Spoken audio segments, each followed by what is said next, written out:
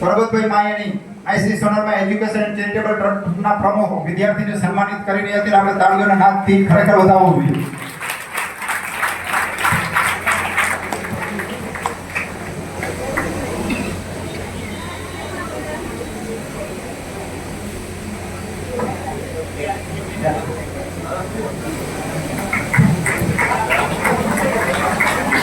ખૂબ ખૂબ આભાર પરબતભાઈ માયાણી.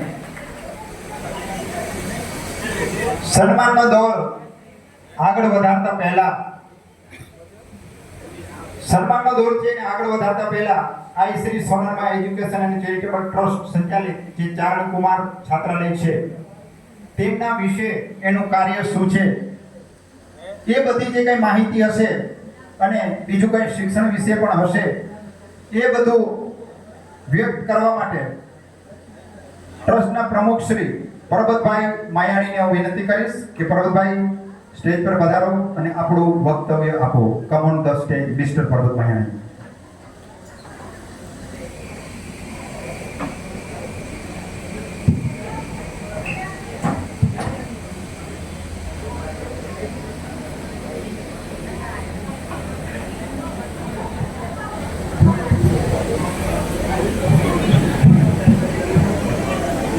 બોલો સોનલ માત કી જરા ઊંચા અવાજે બધા બોલ્યો.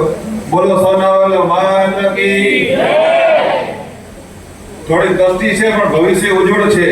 અહીંયા બેઠા છો વિદ્યાર્થીઓ સાથે વાલીઓ પણ થોડી નદીમાં થોડી કષ્ટી ભોગવી રહ્યા છે પણ ચોક્કસ માતાજી અને પૂજ્ય ગિરિયસ બાબા અને સોનલના આશીર્વાદથી 100% તમારું ભવિષ્ય ઉજ્જવળ થાય એવી આપણે આજે પ્રાર્થના અને આ સૌ મળી અને અમે પ્રોત્સાહિત કરવાનો જે આ કાર્યક્રમ કર્યો છે ત્યારે આ કાર્યક્રમમાં ઉપસ્થિત પૂજ્ય આઈશ્રી હિરલમાના ચરણોમાં વંદન તેમજ મુરડાથી ખાસ અહીંયા ઉપસ્થિત પૂજ્ય ગિરીસાબા હાજર હોય ત્યારે આપણે એમ લાગે કે સોનલ માતાજીની સાક્ષાત આપણે અનુભૂતિ થતી હોય.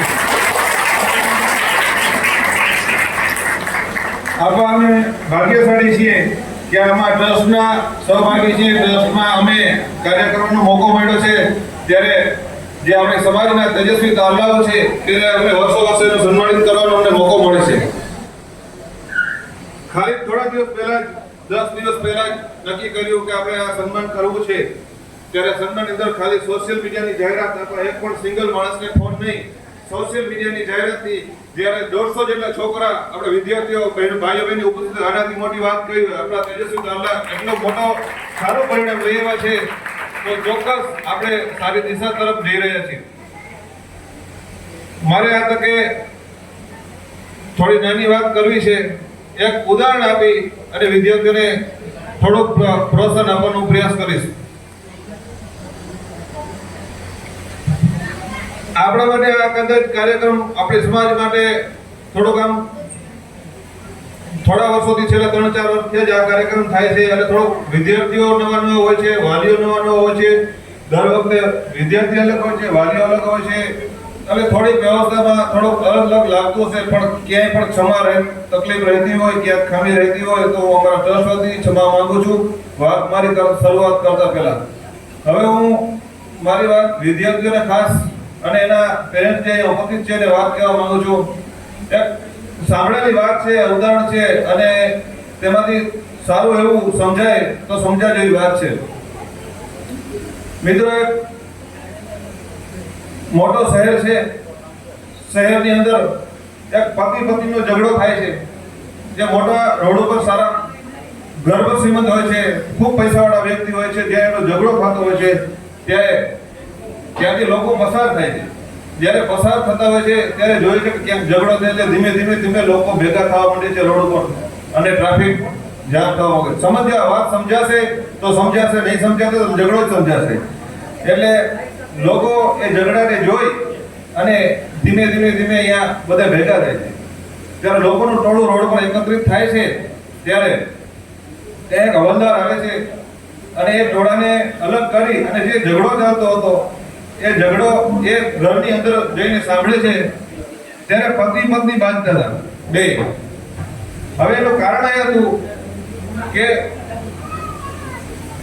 એની પત્ની એમ કહેતી હતી કે મારા દીકરાને ડોક્ટર બનાવવો છે, ત્યારે એનો પતિ એમ કહેતો મારા દીકરાને એન્જિનિયર બનાવવો છે. મિત્રો, હજી તો એનો બાળક પણ પેટમાં હતું, માતાના ગર્ભમાં હતું, ત્યારે આ વાત એ લોકો શરૂઆત કરે. તો વિચાર કરજો કે આપણાથી મોટા શહેરો કેટલું બધું એડવાન્સ પ્લાનિંગ કરે છે. જ્યારે એ લોકો બાળક જન્મ લે પહેલા જ પણ બાળકનું ભવિષ્ય નક્કી કરતા હોય, બાળકનું પ્લાનિંગ કરતા હોય, એ લોકોની હરીફાઈની અંદર આપણે આજે ઉતરવાનું છે. ત્યારે આપણે છેવાડાના વિસ્તારમાંથી આવીએ છીએ. આપણે આવું સન્માનના કાર્યક્રમ પણ ઘણીવાર પહેલી વાર જોતા હોય એવું મને લાગે છે. ઘણા વિદ્યાર્થીઓને એ પણ પહેલી વાર જોતા હશે. ત્યારે એ લોકોની હરીફાઈમાં ટકવા માટે આપણે ખૂબ મહેનત કરવી પડશે, ખૂબ તનતોડ મહેનત કરવી પડશે. તમારો અત્યારે પહેલો સ્ટેજ તમે અહીંયા પાર કરીને પહોંચ્યા છો, 10મું અને 12મું ધોરણમાં સારા પરિણામ લાવ્યા છો, એ માટે હું તમને ખૂબ ખૂબ અભિનંદન પાઠવું છું.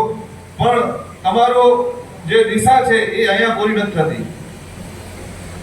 તમારે જ્યાં સુધી તમારો જે ગોલ, તમારો જે લક્ષ્ય નક્કી કર્યો છે, જે તમારે જે બનવું છે તે નક્કી કર્યું છે, ત્યાં સુધી તમે જો મહેનત નહીં કરશો અને તમે એવું માની લેશો કે મારે 12માં 90 PR આવ્યા છે તો હવે તો હું ડોક્ટર બની જઈશ કે હવે તો હું એન્જિનિયર બની જઈશ, એવું નથી. ઘણા એવા ઉદાહરણ છે, ઘણા એવા દાખલા છે. ધોરણ 10 અને 12માં સારા પરિણામ હોય છે, પણ કોલેજમાં અને કંઈક સારી ફેકલ્ટીમાં જે છે તેનું પરફોર્મન્સ સારું જોવા મળતું નથી. ત્યારે કહેવાનો મતલબ એ છે કે અત્યારે હરીફાઈનો જમાનો છે, હરીફાઈનો યુગ છે. એક ભરતી 500 જગ્યા હોય ત્યારે 5 લાખ ફોર્મ આવે છે. ત્યારે તમારે જો ભવિષ્ય ઉજ્જવળ બનાવવું છે તો તમે આજે આ સન્માન લઈ અને અહીંયા સંકલ્પ લઈ અને માતાજી અને ગિરીસાબાના આશીર્વાદ લઈ અને ઘરે જ્યારે ત્યારે સંકલ્પ લઈ જાજો કે હું જ્યાં સુધી કાંઈ અહીંયા બેસવા સુધી ન બનું ત્યાં સુધી હું આ પ્રયત્ન અને મારી મહેનત નહીં છોડું. ત્યારે ફરીથી અમે ખૂબ ગૌરવની લાગણી અનુભવીએ છીએ કે માતાજી સોનલમાની અને હિરલમાની કૃપાથી અમને આવો મોકો મળે છે સમાજની અંદર કે આ તેજસ્વી તારલાઓને સન્માનિત કરવાનો અને પ્રોત્સાહિત કરવાનો. ત્યારે હું મારી વધુ વાત અહીંયા ના કરતા હું આપણા પૂજ્ય ગિરીસાબાને વિનંતી કરું, જેઓ મરડાથી આવી ગરમીમાં પણ આપને આશીર્વાદ અને પ્રોત્સાહિત કરવા આવ્યા છે એટલા દૂરથી, તો હું ગિરીસાબા માટે ખૂબ જોરદાર તાળી વગાડો અને ગિરીસાબાને વિનંતી કરું તેઓ અહીં પોતાના આશીર્વાદ આપશે.